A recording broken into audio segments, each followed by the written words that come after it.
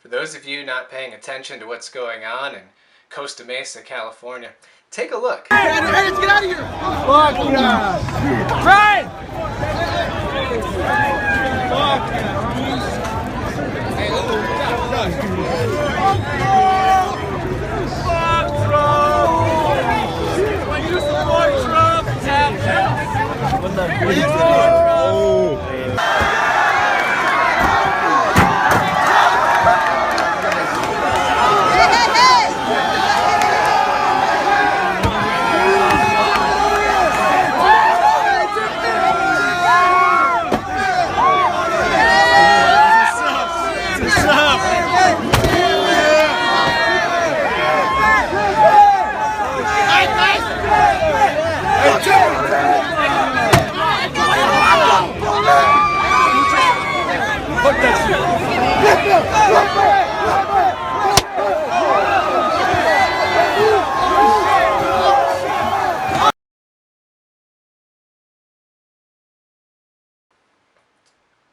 At this moment, Donald Trump is merely the lightning rod for the angst and fierce hostility that exists on the left.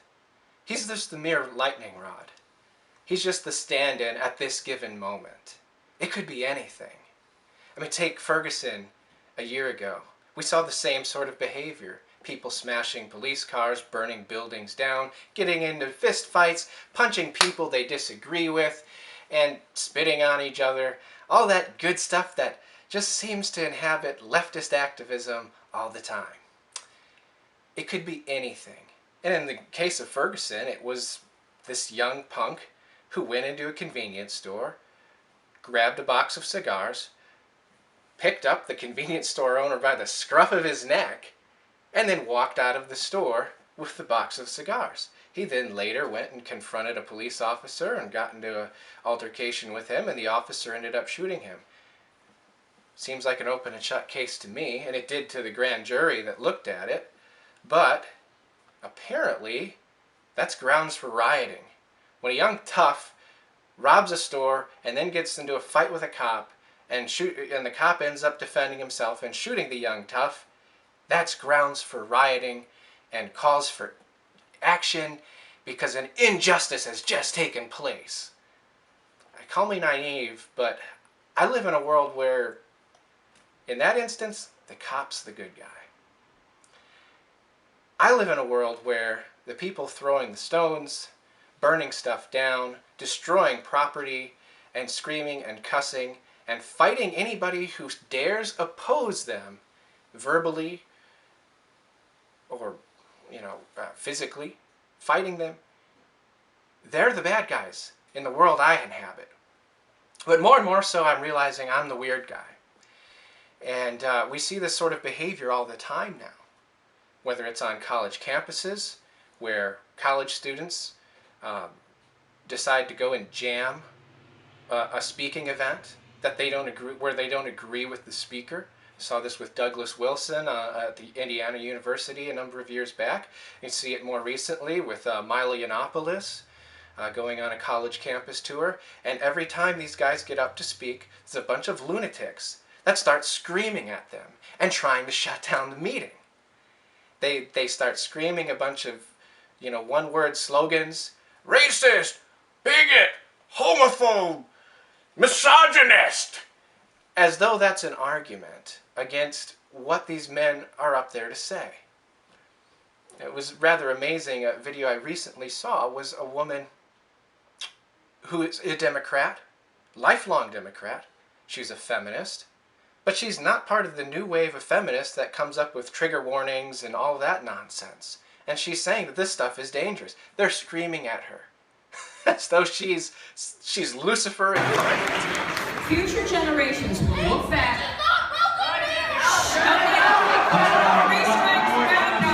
One more disruption and we'd have to ask you to leave the venue. My free speech!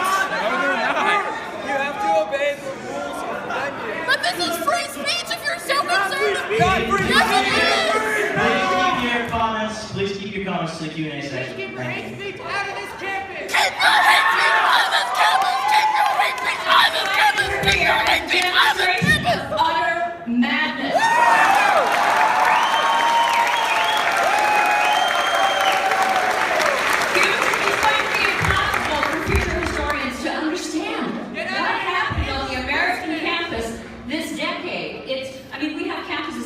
country. You have armies. Armies of...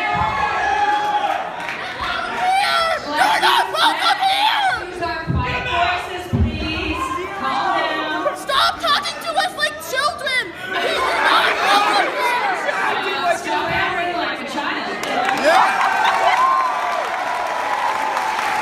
Stop spreading hate speech! We wouldn't be here if you weren't spreading hate speech! That's what I'm talking about. Speakers are not only disinvited, but when they're invited, people come in to disrupt. They don't want others to hear. Get the fuck out of here!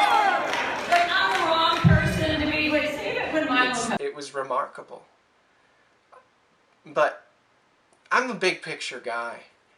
And so when I see these people screaming for safe spaces, screaming and whining about ethnic food on college campus because it's appropriation and we're not allowed to do that, so you're not allowed to enjoy Chinese food or Thai food on college campus because that's cultural appropriation and that's evil and wrong and we need to apologize for that.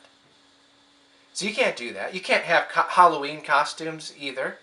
There was a big thing at Yale University over that, where this woman literally was in the face of one of the deans of academia at Yale, screaming in his face, calling him a bunch of names, and he's just patient. The exception is because other people have rights too, not just you. Walk away. Walk away. Interrupt me.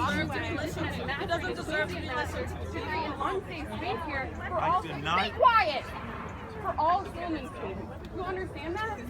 As your position as master, it is your job to create a place of comfort and home for the students that live in Silliman. You have not done that. By sending out that email, that goes against your position as master. Do you understand that? Then No, I don't stop. agree with that. Then why the fuck did you accept the position? Because Who I have the a fuck hired you? I have a different You vision should than you. step down! If that is what you think about being a master, you should step down! It is not about creating an intellectual space! It is not! Do you understand that? It's about creating a home here! You are not doing that! You're supposed to be going our against advocate! that. You should be at the event last night when you hear a Franco say that she doesn't know how to create a safe space for her freshmen in Silliman! How do you explain that? These freshmen come here, they think this is what Yale is? Do you hear that? They're gonna leave, they're gonna transfer because you are a poor steward of this community. You should not sleep at night. We're out. We out. You're disgusting. I don't understand why. I think that's a form of enablement. That woman should have been expelled from the university. She's not fit for academic life. Simply put. But every time I see this stuff, you know, these college students or protesters rioting against injustices that are almost entirely imaginary in their minds. Right now it's Donald Trump and his supposed racism for wanting to enforce immigration laws. That's racist now, I guess.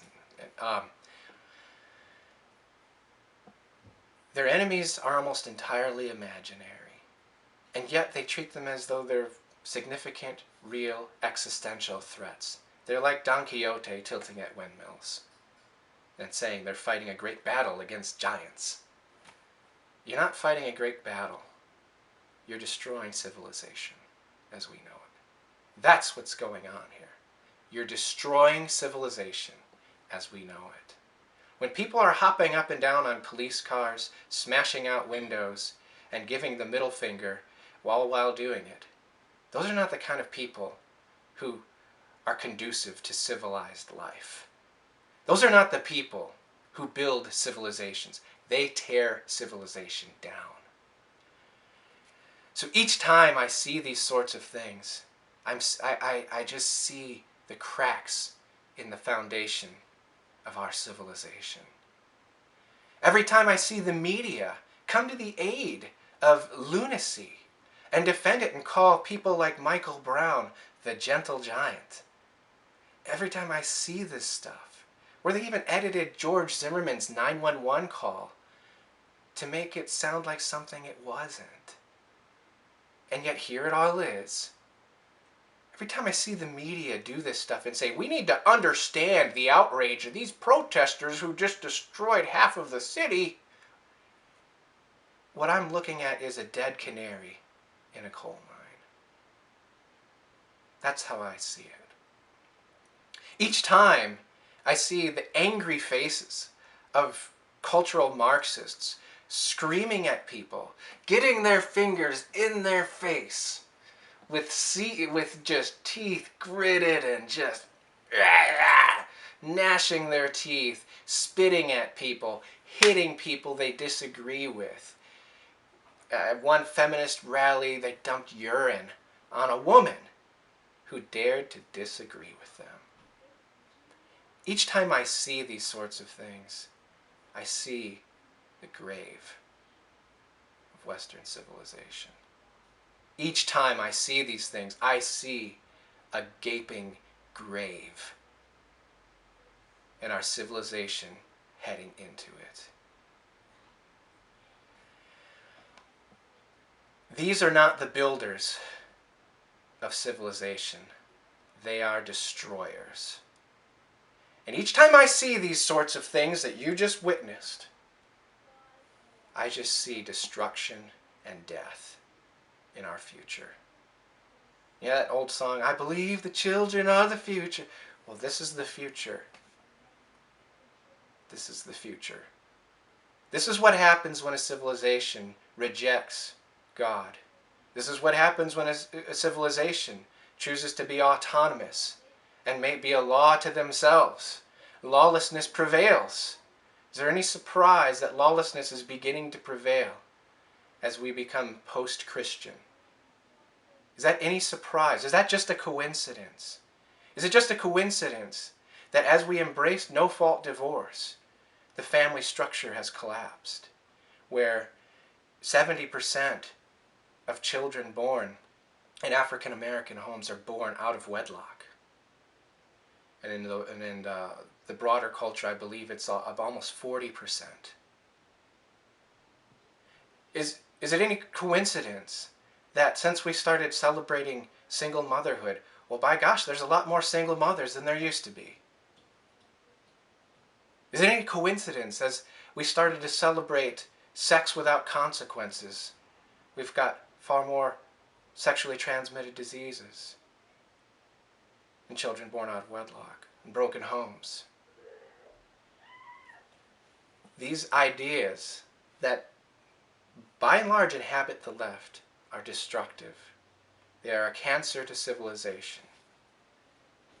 We're heading to the grave. But be of good cheer.